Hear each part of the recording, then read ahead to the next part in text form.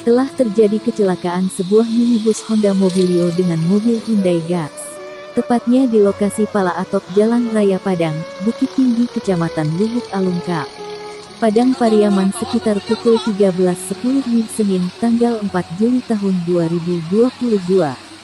Informasi yang kami terima, mobil Hyundai dari arah Bukit Tinggi diduga sopir mengantuk dan menabrak mobil Mobilio arah berlawan.